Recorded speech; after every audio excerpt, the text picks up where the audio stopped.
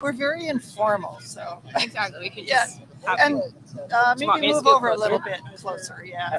Hi, it's Charlotte Pierce. I'm the producer of Ready Row USA, and we're here live at the head of the Charles. It's really exciting being here. You can see some of the crowds going by behind us, and the rain has held off so far, but we're hoping that it continues because we have all our camera equipment out here. we have everything now. We have everything out. And here is our first guest, Johanna Knight. She's a coxswain, and what we're doing at the head of the Charles is telling your rowing story. So, could you tell us a little bit about what you do as a rower, and then how you got into it, and maybe what keeps you coming back and doing it? Keep doing. Of course. So I started coxing, thank you, in 2006 in Seattle, Washington. Coxing throughout high school, college, and master's level. Yeah. Coxswain directs the boat and works with the other rowers to make sure that everyone is safe. Safety is number one. And what keeps me coming back, honestly, are the new people that I meet every year. And at regattas like this, like at the Charles, you can't really beat the environment at all. And how long have you been rowing or coxing? Since 2006. On and off, with a few breaks. But hey, Katie, do you want to tell Jeff that we're on? Okay, thank you so much. Yeah. So it's kind of chaos here. It is, but you get used to it. It's like, I was telling you yesterday, it's like each time that you're here on the course, just be as present in what you're doing, even though there is a lot going on. Like we have a launch being moved right next to us. If we could show people, the row craft is right next to us, and they have what is that? Some kind of new launch, it looks like, that they're trying to advertise and sell. Okay. It's really cool. Yeah. But it's just the fact that that's going on. And I think that's the guy who's the director of safety for US. Yeah, I think it is. No, I think so too, which is really cool that he's right here and just run into people like that all over. Yeah, my one of my coaches, Jim Dietz, just rode in early this morning in the senior veterans masters. How did he do? I think he's third. Wow. But this is like his, I don't know. He's rode in all the head of the Charles except for one. Wow. I know, right? So very experienced. He knows what he's doing. Tell me, like, the head of the Charles is like, I row it in a single, but it's like turns and traffic and trees and bridges. And how do you get used to doing that? I mean, last year was my first year competing, so I can just speak from experience from last year. I studied the course a lot beforehand, as I know a lot of bow seats do, and a lot of coxswains do. They study the course. And just using your own course as practice too with what you have at home is a good way to prepare. But just once you get here, just feeling confident that you've done everything that you can, and using practice day and even before practice day to come and walk around and get used to the surroundings. That's what I did yesterday, even though like this is my home course now. I know it's going to be a little bit different than on practice day. And do you have a coxswain or a meeting with all the other people that are coxing? Yes. So there's actually Discord groups that have been started from like CoxPod, which is a great platform on Instagram. Thank you. I don't want to keep cleaning. I know. No, but then it's does it seem like the sound's a little bit better now? I know I'm kind of like the first tester too with the sound, so that's okay. Yeah, no, you're our first victim. It's okay. I would rather be first and have somebody else be first. So, and I wanted to just give a shout out to the folks behind us, Rowing Parts Supply. They've graciously offered a tent space for us, and if it rains, we're gonna hightail it into that tent. But very lucky thank you to Bailey Sykes and Jason Cottingham for hosting us, and we really appreciate it. Rowing Parts Supply. So if you're listening and you're at the head of the Charles, they have spacers, nuts and bolts, wrenches, wheels for your what do you call it? Sliding seat. Yeah, for the sliding seat. Yeah, perfect. Anyway, so they're just the best. Really nice. It's very nice people. Yeah. So what else would you like people to know about coxing, head of the Charles, getting involved in rowing? I think, you just have to. I had a lot of my teammates at CRI that it's their first time this year thrown into the scene kind of last minute too. We were texting yesterday, and just you have to get your first one under your belt, especially for a race like this. And with Coxswain too, like if you're not a rower that's watching this, if you ever want to try rowing, you got to just do it. You know, like get rid of the nerves and just. And can you just walk, like you and I belong to community rowing, and can you just walk into rowing clubs and say, if it's a public? Yeah, generally most clubs will be really accepting and just really welcoming. I know CRI's had that happen in a few instances when I've been coaching there this year. We'd love to show you our boathouse, like come try and learn to row a lesson. But that's the thing with rowing, you just have to be ambitious and let the nerves go and realize everyone's kind of in the same spot. With practices each day, each practice is going to be different, each row is going to be different. So just to let the nerves go. But like with me, and I agree, that you just have to do it and keep showing up. But it just gets sort of addictive. Exactly. Yeah. And we did a survey of the Diane Bevan, who works with me sometimes. We did a survey of the sculling community, and the number one thing that they cited was the joy that you feel when you get out there and you get in the rhythm and the flow. It's really nice. It's really meditative, and I think that's also why people come back, especially in para community too. It's really healing for people and just a calming thing to come back to. That there's no other kind of feeling like it or high like it that you get out of a good row or beautiful set boat row. So. And so you mentioned the para community, and that's something that you're part of, and you do coxing for them, or what? Can you tell us a little bit about? Yeah. So more so on the coaching side, I help coach a youth group on Saturdays, and wherever else I might need to be thrown into help coaching. They're a great group of athletes, have a lot of fun, just try to get in as many meters as we can on the water and doing laps in what we call the pond by CRI. So everyone just loves being there, and it's just such a joyous group. And just to see the joy when they get more strokes on the water, it's really, really cool to make a change with technique and with power. So we have... We do usually about every other year a rowing to recovery for breast cancer in October, which is breast cancer month. Have you ever rowed with breast cancer groups? No, that would be something I would be interested in. There is a race called the Pink Ribbon Race in Seattle, and kind of all over. That's dedicated also to breast cancer awareness. And, so that's the most experience that I've had with being a part of that community. But we have a group next to us that's going to be coming and giving doing a little interview like yours, and they're rowing. It used to be rowing on water. So row. Now it's Rowing Cares, I think, is their Rowing Cares. So they have a whole bunch of breast cancer. If you see the pink hats, that's them. So we'll be doing that later. And let me just run through who's coming up. I got it on Instagram. Everything is really well laid out, a whole schedule for the day. If people are curious what is coming next, I went to the post that was posted. So awesome. On Instagram, ready.row.usa, or just go to our website, Ready Row USA, and all the links are there to the live streams that we'll be doing today, tomorrow, and Sunday. We have you, Johanna Knight. Maurice Scott is coming at 12. Oh, no. Next is Rich Whalen of Gentle Giant Rowing, one of the best ambassadors for the sport of rowing that I know of. Maurice Scott, he's with Potomac and Unity. He does announcing as well for U.S. Rowing. Jenny Wythicombe with the Willamette Rowing Club. Bobbie Smith, San Diego Crew Classic, the famous, of them? Yeah. Big fan of their regatta, one of my favorite regattas. Have you been there?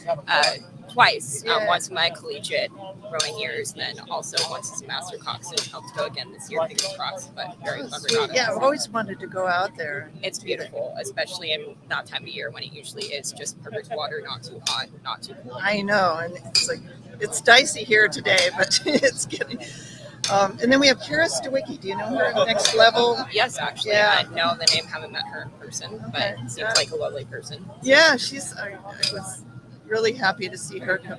Next Level is the Next Boat Works, the coastal people. And then she has a Be Brave High Performance. I think it's a training program or something. We'll have to find out. Yeah. The exact. And then at 4, we have Jen Huffman, who's the granddaughter of Joe Rantz and Rose with College Club. So we're taking just not random people, but just people from all aspects of rowing. So, para, elite, whoever wants to come by. Yeah. Thank you so much. Yeah, thank you. Yeah, and you'll be roaming around with the hotspot and doing some. I will be. If anyone wants to come up and talk to me, I'll be wearing the neon green jacket. As you see, very easy to spot. So I'd be more than willing to share anyone's story that wants. We are so grateful to have you doing this. It's really nice to have some company and some support on that. No, thank you for having me too this weekend. It's been so fun getting to know you all. And let's get more people involved in rowing. Exactly. That's the main message this weekend. Let's get more people involved. All right. Okay. Well, we will end this session and wait for Rich Whalen, or maybe we'll just take a break. I might just let the camera run until Rich gets here. What do you think? It would be kind of cool to get like people walking by. Yeah. He might not know how to interrupt. He might not. He came by earlier this morning. He came by about 6. So I just want to go through our helpers. Ready? What? Jeff asked a question. Oh, he did? On your. Oh, great, Jeff. Did he? No. He said, "Is there voice training or special care for her voice when doing all the shouting?" Oh, yeah, that's a good question. That's a really good question. Yeah. Repeat it for the viewers. Okay, yeah. So we had a question come in from a viewer who we know, but he's asking, like, do you have voice training, or is there some kind of, like, how do you avoid just? I'm trying to think what I do. Because Coxswain's. We do get a little bit more grunted. Like, we definitely raise our voice and make it like deeper when we need to for racing, just seem more aggressive. Like, I know a lot of Coxswains, including myself, do that. Yeah. To answer his question quickly, great question. I drink a lot of water, and I also use honey after races and practices to help soothe my throat. Like, I try to stay away from dairy, but there's no really like training except for using your diaphragm more and like learning how to use your diaphragm. And maybe if people don't know, you have a PA system in the boat. Right? There is a speaker system, but it doesn't always work. It doesn't always work. That's the case, unfortunately. So you do have to kind of be a little bit creative if that happens. Yeah. But hopefully that will happen to no Coxswains this weekend, sending that energy. Yeah, out there. we're sending the good electrons. Exactly. Yes. The good vibes out that everyone has good racing. Awesome. Thank you, Jeff, for the question. That's great. And we're just going to run the camera for a little bit until Rich comes in. Thank you for roaming around. Everybody, look for Johanna. Easy to spot. All right. Should I might. No, I didn't enter. Are you want to start the next one?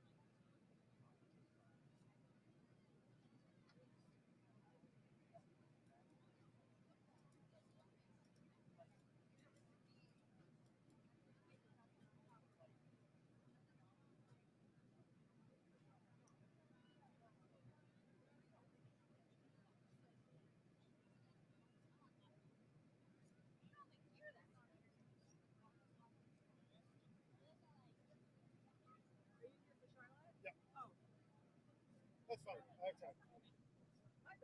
Hi.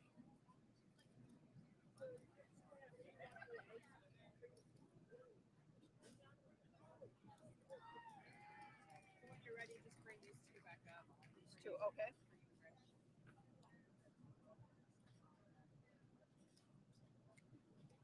Have a seat. I'm just making sure everything's off. Oh yeah. And it's really informal, Rich. Okay, So, that's fine. you know. Hello, hello. Hello, hello, hello. Yeah, you should be able to. And I'm a 1 and you're 2, so if you want, you know. You're 1 and I'm 2? Yeah. So No, yeah. okay, tell me where you want me That's for good. volume. Okay. That's good. Are you a tech person? Am I a tech person? I used to work in radio, so I guess you Yeah. could say yes. Okay, so we are rolling. Okay. And you are gentle. I'm just put Make a sure you're talking to the mic so Yep. you hear yourself. gentle giant. Gentle giant rowing. Yeah. Ah.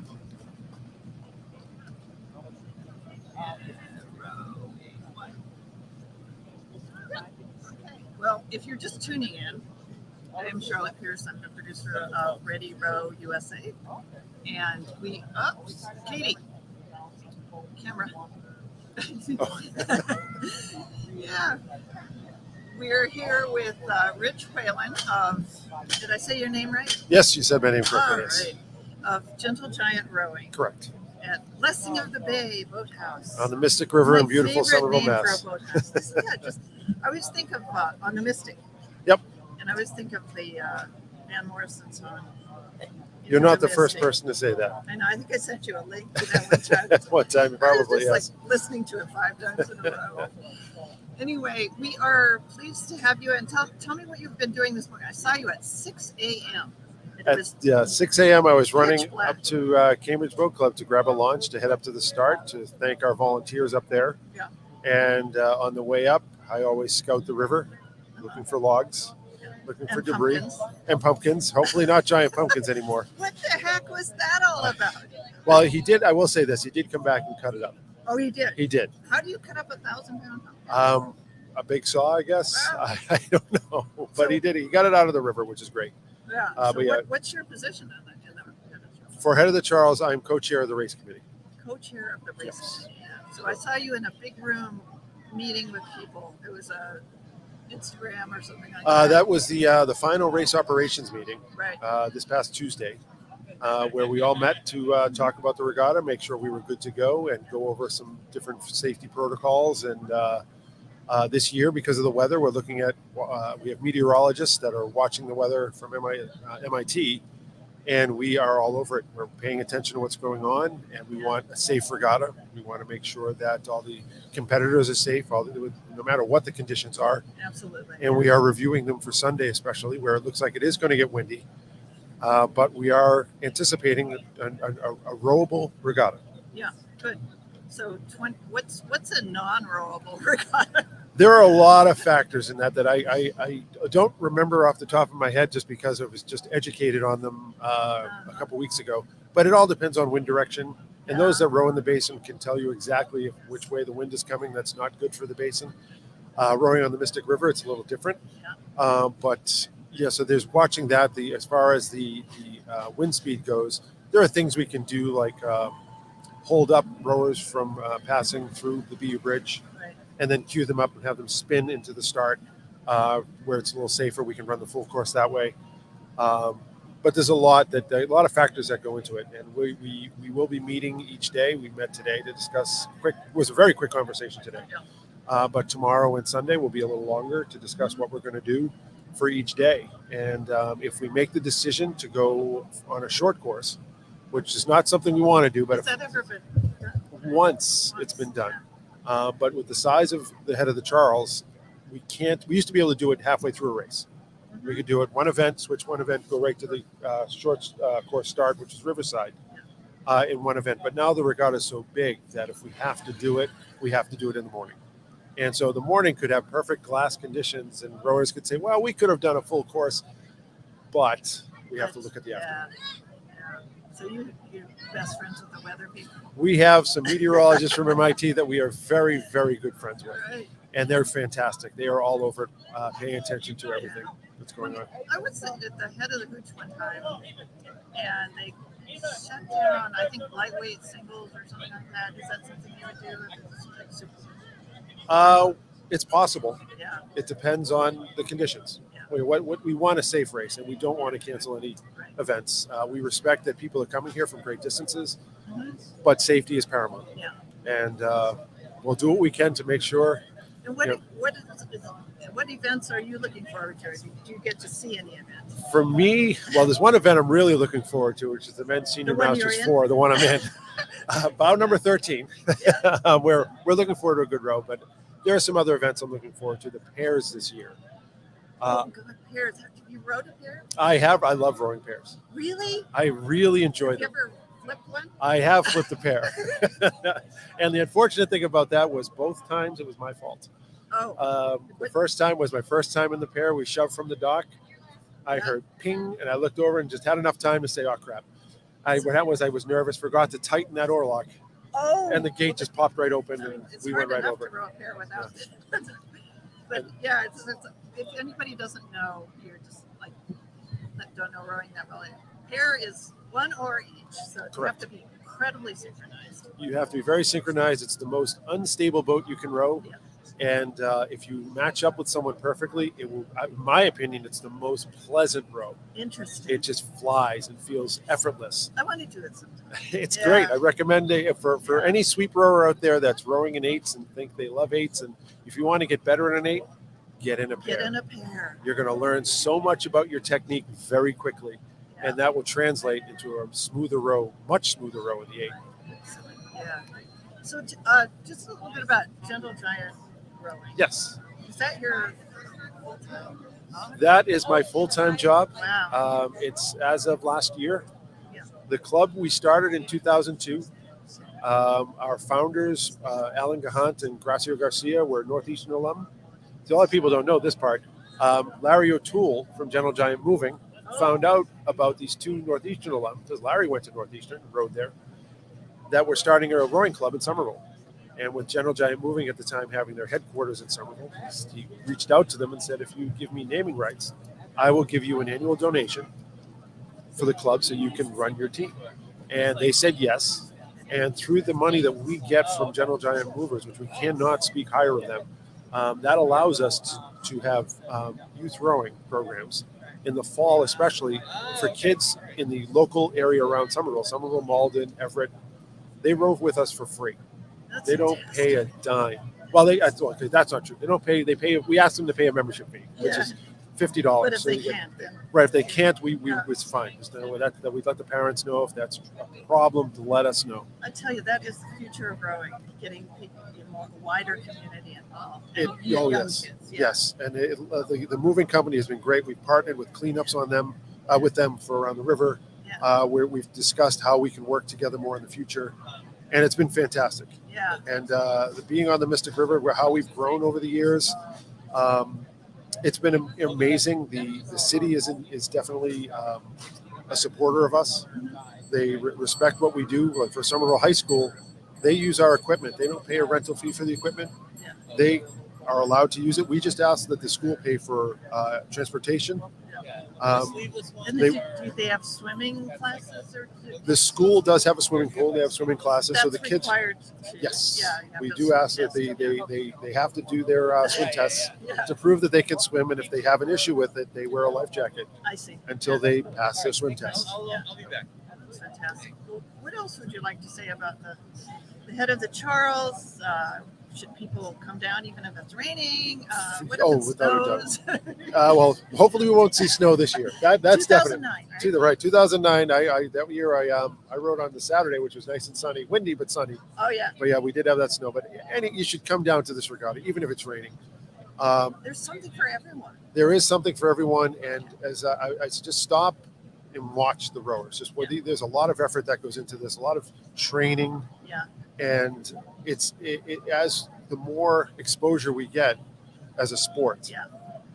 the more diverse our population will get, and that's something I would love to see.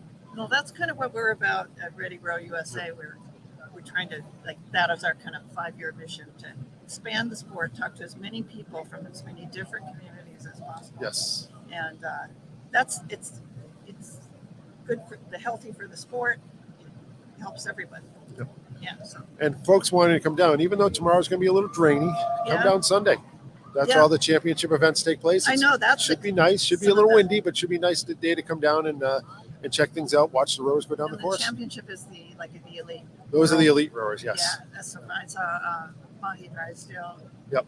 the Oh, other- yeah. What, few years ago. And if- see who's who's here?